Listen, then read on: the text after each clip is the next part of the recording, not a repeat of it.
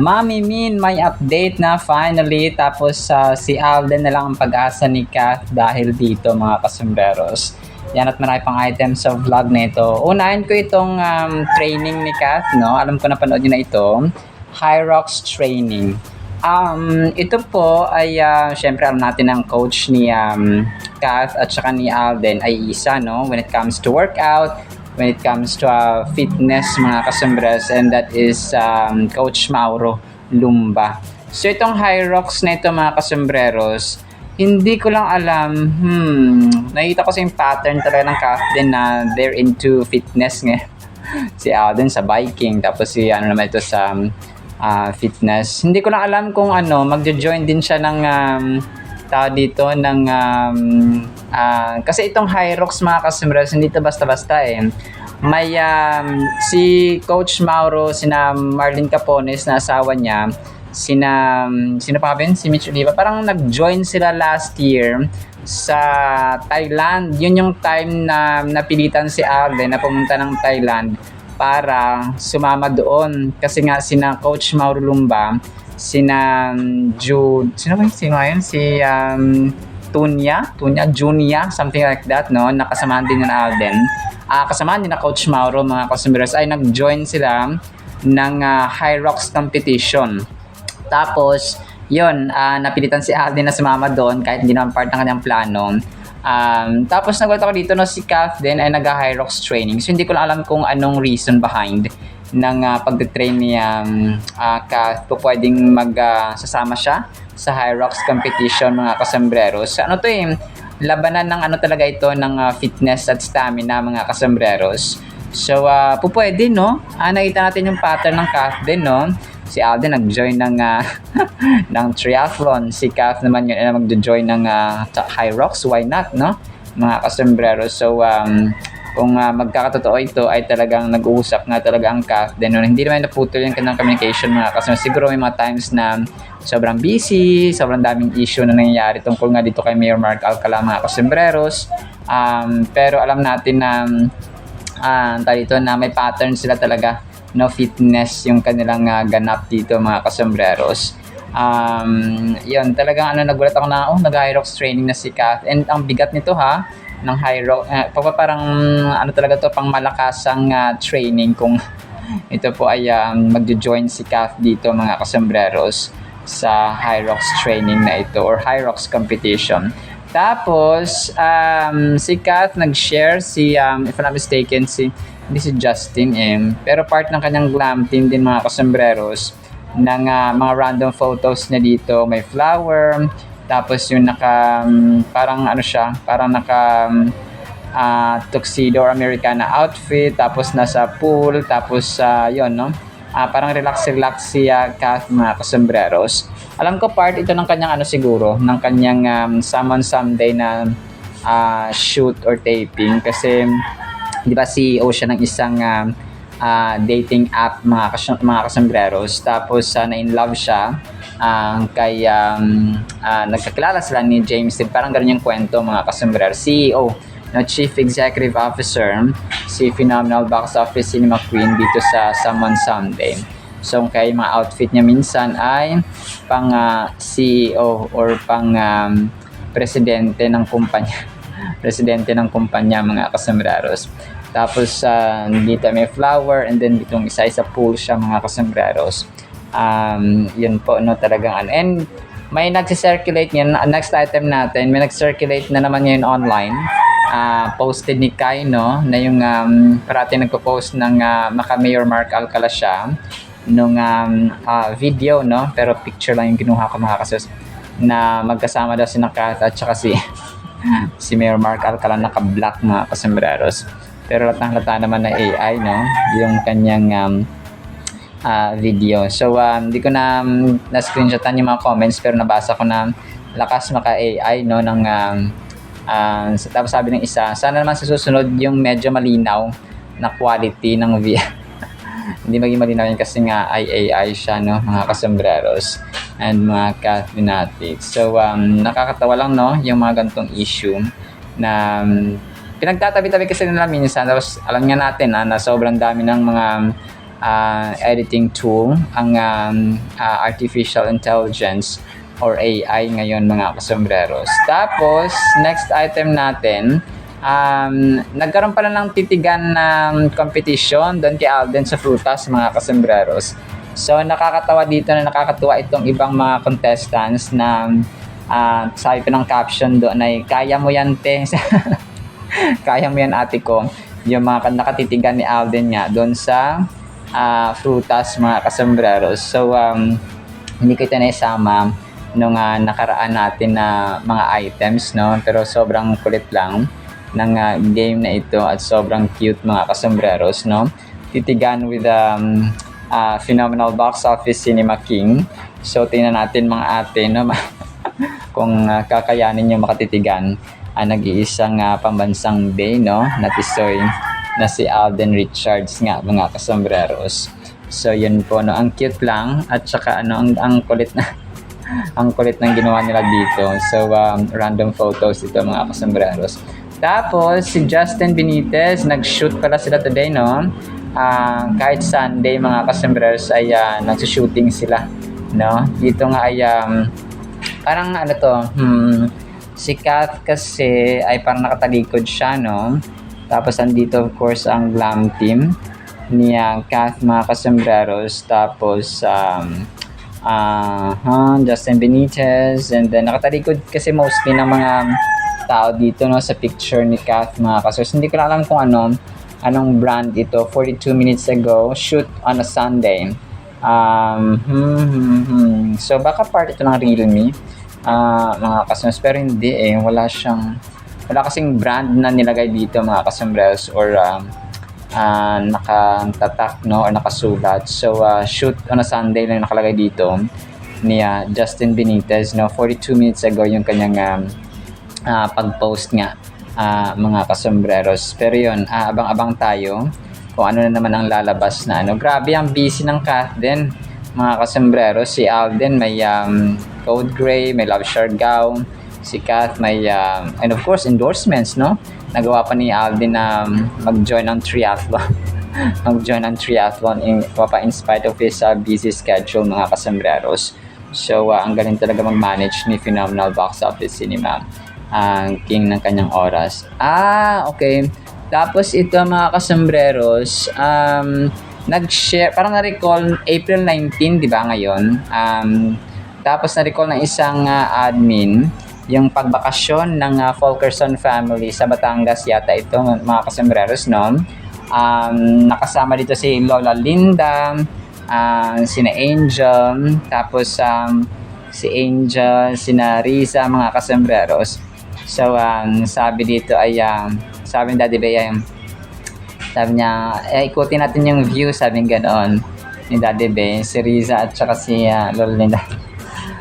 Sabi ni Riza, hi kayo sa video, sabi ganoon ni Riza. Na-recall lang niya kasi April 19, 2025, nagbakasyon ang Fulkerson family dito. Tapos ngayon ay April 19, 2026 naman. Mga kasombreros. Tapos, ito, marami ang nagsuspeculate. Ito yata ang ginamit na picture ng nung nag-edit mga kasombreros na Mayor Mark Alcala. Ito po ay picture ni Kath, naka-black siya dito.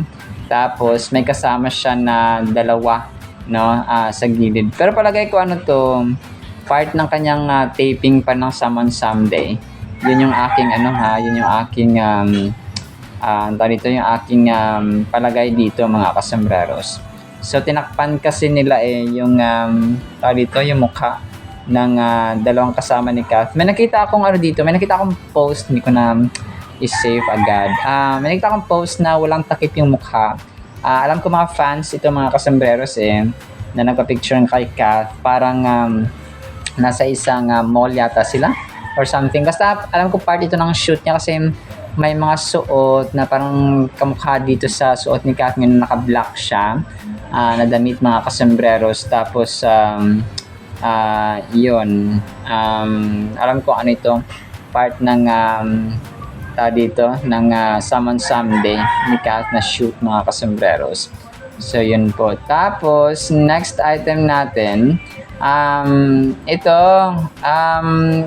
part ito ng Aldab pa dati, no, si Alden, nagbisita pala or naging guest ng Itbulaga, ang kambal na ginamit ni na Alden dati at saka ni May Mendoza, sina Kyle at Kylie, at saka sino nga itong isa. So, parang na-recognize sila ni Main mga kasumras at ng host ng Itbulaga, no, na sila yung kambal na maliit pa, no, kinakarga-karga pa ng Aldab dati, na ngayon ay malaki na malaki na mga kasembreros, mga ano siguro itong 13 or 14 years old mga kasembreros or 12 years old, no, ito sila. So, parang part ito sila dati ng ng Calyeseria mga kasembreros, si Kylie at saka si Kendall, no, mga kasembreros na buhat-buhat pa ng Aldab dati mga kasembreros. So ngayon ay malaki na sila, no, siguro mga nasa hindi siya 14 or 15, baka nasa 12 or 11 na something like that mga kasembreros. So yun, tapos may picture sila and nagpaano sila sa Aldab, no, sina May Mendoza at saka si Alden pa dati mga kasembreros. So nakakatuwa lang. Tapos major item tayo mga kasembreros, meron ng update, no, si Mama Min mga kasembreros, nag-post siya. Post ito ni Ate Tin, no, according sa mga admins mga kasembreros. Dito ay parang nag-share ng video si Baby Kiona na magra-ride siya ng kanyang bike na mga kasembreros. Tapos may picture sila dito ni Mami Min mga kasembreros, no, na kung saan ay maglola. Pero yun, wala lang si Kath dito kasi si Baby Kiona ang bida dito. Pinost ni Baby Kiona ito sa kanyang TikTok account mga kasembreros. So may isang picture dito na meron na silang larawan ni Mama Min, and napakatahimik, no, ni Mama Min mga kasembreros when it comes to Kath's real celebration or real ganap, yung tunay na nangyari nung birthday ni attorney mga kasembreros or ni Kath. So yun po, talagang tahimik yung naging celebration or something ng Bernardo family mga kasembreros. Pero ayan natin, no? So dito ay bida si Baby Kiona mga kasembreros sa kanyang nakadilaw siya dito na damit mga kasembreros. Tapos yung napapicture sila ni Mama Min, parang naka-white or striped something sila mga kasembreros. So wala, na-miss natin din si Mama Min, no, sa pagbibigay ng update sa mahalagang events or pangyayari sa buhay ng ni Kath mga kasembreros especially, no, at sa buong family niya of course. So yan po, no. Tapos mamaya try kong i-play ito kung hindi siya copyright mga kasi ang cute-cute lang ni Baby Kiona mga kasembreros nag high heels siya. Tapos yun nga, no, pictures rin ni Mamo bike and so on si Baby Kiona mga malaki na, no. Dati parang sobrang liit pa ni Baby Kiona, ngayon ay malaki na siya mga kasembreros. So I like to ride my bicycle. So yun ang kanyang music background mga kasembreros. Tapos ito, shinare ito ng isang Alden admin. Naka-block dito si Soiti mga kasembreros. Parang wala siyang wala siyang audio. Wala siyang boses. Yung dito ay music background lang, no. Nilapatan niya ng music background mga kasembreros. So pero ito is somehow throwback, no, mga kasembreros and mga Kath Dinatics. Tapos sige, major item tayo mga kasos, no, na si Alden na lang yung pag-asa ni Kath dahil dito. Kung naalala niyo yung pinasegwehan ko kanina or nung sa previous vlog natin, yung about sa Elena 1944, no, na nasabi rin ni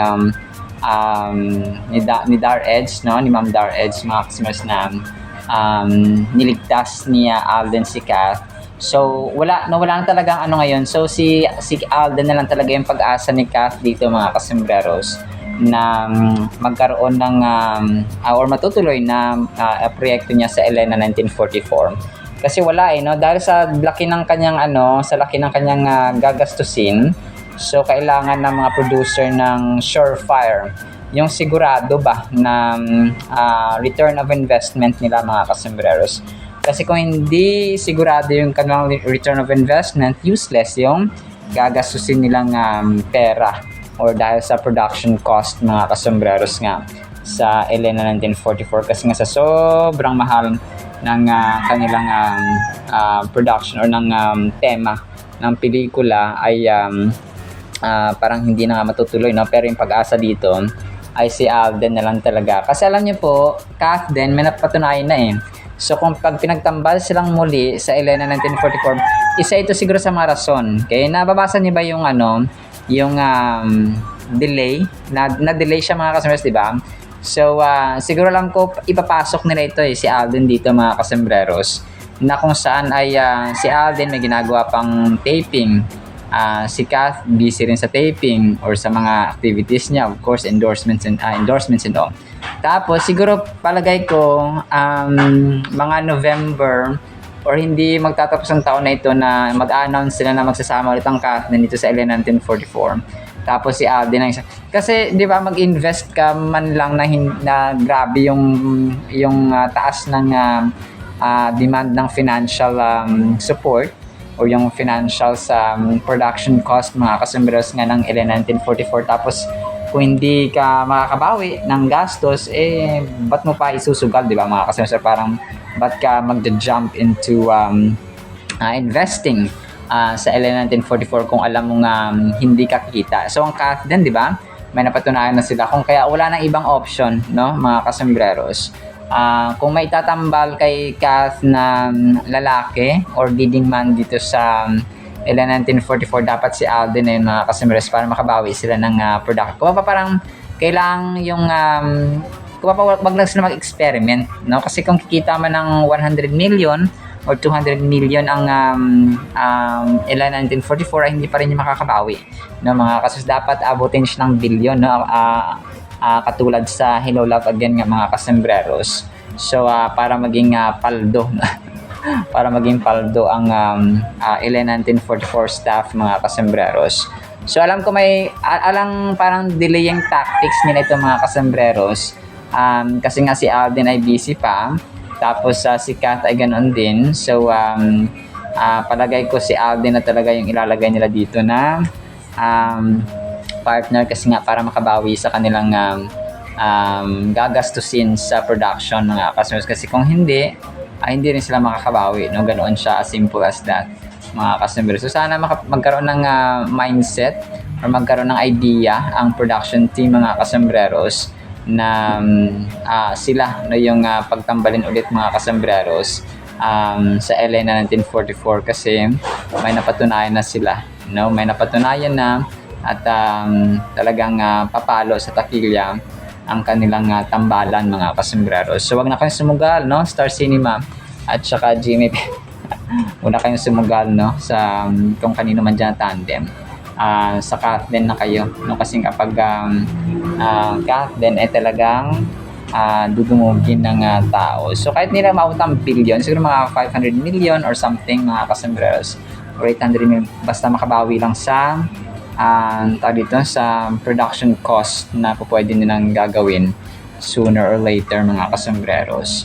So ganoon po siya, no? Pero babang tayo sa mga further announcements pa ng updates dito sa gagawing pelikula na Elena 1944 nga mga kasembreros. Alright, so yan na kasi sa ating Catherine items. So i-play ko po itong kay Lola Linda na Daddy Day, and then itong kay yung kambal ng Aldab, no, kung gusto niyo pong pakinggan mga kasembreros. Tapos ang salita ng Panginoon na sobrang mahalaga sa ating buhay. Isang pinagpalang araw po sa bawat isa. Hey family. Hi Lola. Hi. Sige nga pang alika, ikot tayo. Ikutin natin yung jeep, pag ganon. Oh, mother, you better shut The video. Hello. Ay, kabilang dulo, ako Vlog. right siya. Hi kayo, video. Video, hi. Anong ginawa niyo sa Hindi, kaliserye? meron daw video, Alan. Kayo yung kambal ng altar. Yes,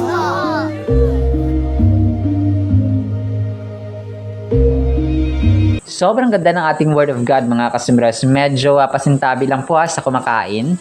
Ang ating pong title kasi ay Sakit sa Balat. Okay? Medyo mahaba po ito. Babasahin ko na lang po mga kasumres. Kwento ito na kung saan na nagkaroon ng encounter si Lord Jesus Christ sa isang ketongin, no, or leper mga kasembreros. Luke chapter 5 verses 12 hanggang 16.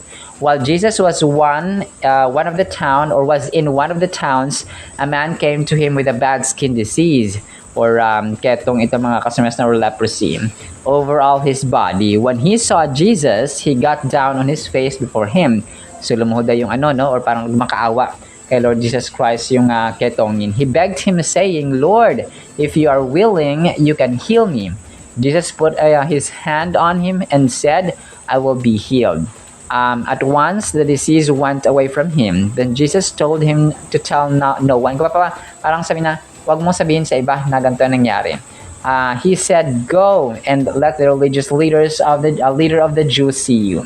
Give the gift on the altar and worship that Moses told you to give when a man is healed of a disease.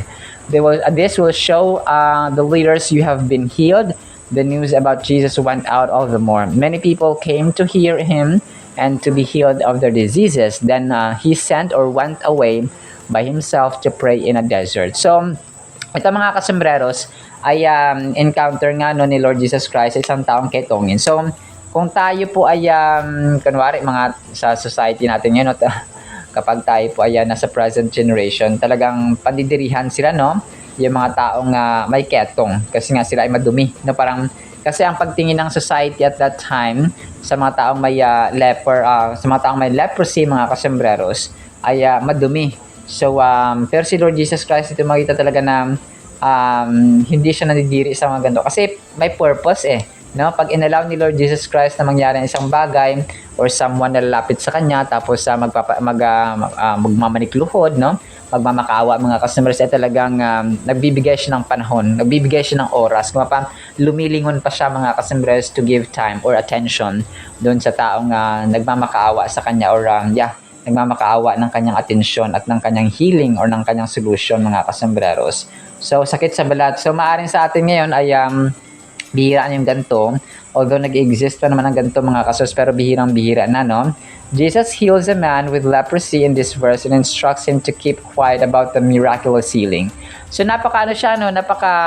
sometimes misteryoso mga kasos na pinagaling ni Jesus Christ ang isang tao in public.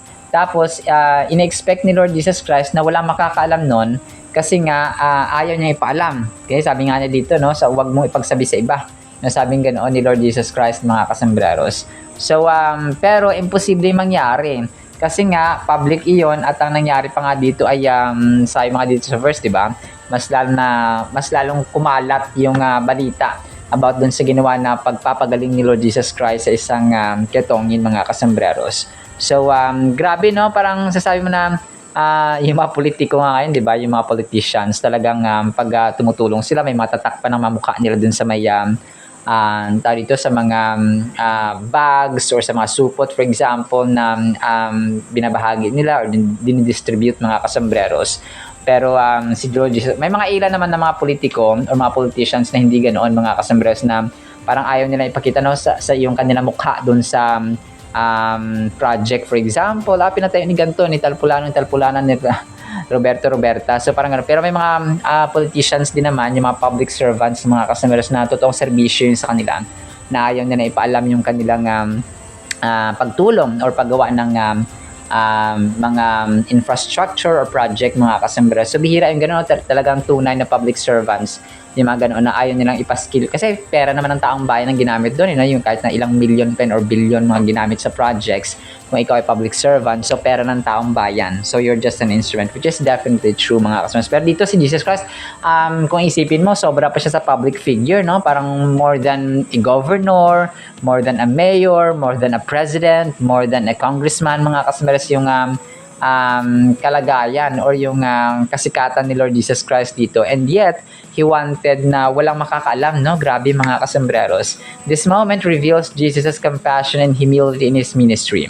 Despite possessing the power to heal, Jesus emphasizes the importance of humility and modesty. So grabe, may kapangyarihan siya, no? Kaya niyang pagalingin lahat-lahat mga kasembreros, kahit na 5,000, 10,000, 1 million pa dyan na lumapit siguro sa kanya, ay talagang kaya niyang pagalingin because He is God, no? He was 100% man and 100% God, mga kasembreros. So, He was God in flesh, no? Ganoon siya, mga kasembreros.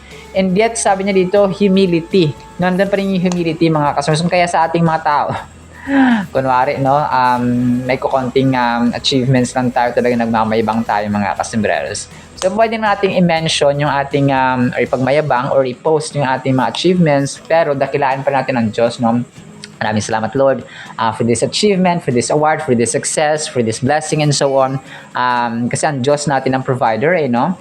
Siya lahat-lahat ang nag-aalaw. Kapag may bagay ka na nakamtan or hindi nakamtan, mga kasembreros, ay yun po ay inalaw at saka hindi niya inalaw. Kaya dalawa lang yan, mga kasembreros, no? Kahit na nagpapagod tayo, kahit nagtatrabaho tayo, kung ayaw ng Diyos na ibigay sa atin yung pangarap natin or yung anumang dinidesire natin, ay hindi po yan mangyayari. So, kung i-allow naman ng Diyos, of course, mangyayari yan, mga kasembreros. So, as simple as that. Kung kaya maraming tao, nagpapagod, pero hindi sila walang asenso na nangyari sa kanya because hindi inaalaw ng Diyos, mga kasembreros. So, pero dito, grabe, si Lord Jesus Christ, He healed the sick, no? Kung pa, thousands and thousands yung napagaling ni Lord Jesus Christ, pero nandun pa rin yung humility, which we definitely should learn from Him, mga kasembreros. Despite possessing, so He does not seek glory or fame for His miracles, but focuses on the well-being of the individual He has healed. We reflect on this verse and are reminded of the importance of humility in our own actions. Jesus' instructions to the man with leprosy challenges us to consider our motivations and intentions behind our deeds. So, sa ating buhay ba, no, pag tumutulong ba tayo sa given na yun na si Lord Jesus Christ po yung ating greatest healer. Gumagamit ang Diyos ng mga doktor, ng mga dalubhasa sa medicine or sa medical field, mga kasembreros, para tayo pagalingin. Sometimes yung mga herbs, na yung mga herba talaga, mga kasembreros, lalo po dito sa probinsya.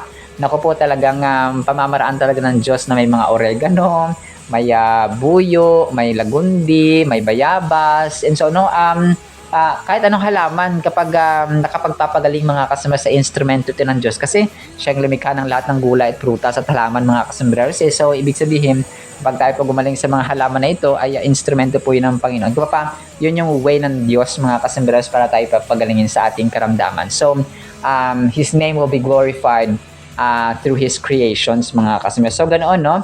At dito, kapag tayo po ay napagaling ng mga doktor, ng mga na mga bagay na ito or ways, mga kasembreros, yung mga TikTok yung mga TikTok sellers ng mga supplements and vitamins na gumaling tayo, ay mga kalooban, mga pamamaraan din po ng Diyos yun, mga kasembreros. So nire-remind tayo ng humility dito ni Lord Jesus Christ, no? Kahit na anumang ginawa natin, ano yung motivation natin sa ating mga paggawa, sa paggawa ng mabuti, mga kasus, ano yung ating ano yung nilalaman ng ating puso at isipan. So ganun po siya. Are we seeking recognition and praise for our actions, or are we genuinely motivated by compassion and kindness? Jesus' example encourages us to prioritize humility and selflessness in our interactions with others, following His footsteps in serving with pure intention. So grabe, no? Pure intentions, mga kasembreros, at saka talagang hindi yung ako yan, parang you're seeking recognition talaga, mga kasembreros. So ayaw ng Diyos na ganun po yung ating motivation or drive na gagawa ka lang ba na mabuti dahil gusto mong magpasikat, or baka parang gusto mo lang na purihin ka na ibang tao, and so on, at hindi na siya yung nadadakila, mga kasembreros. So hindi ganoon ang dapat na mindset po natin, kasi ayaw ng Diyos yung ganong ugali, mga kasembreros. So kahit na nga siya, di ba, Diyos na siya, nagpinagaling niya literal. Talagang siya mismo ang nagpagaling ng may ketong, mga kasembreros, and yet He wanted it to be secret or hindi malaman ng iba, mga kasembreros.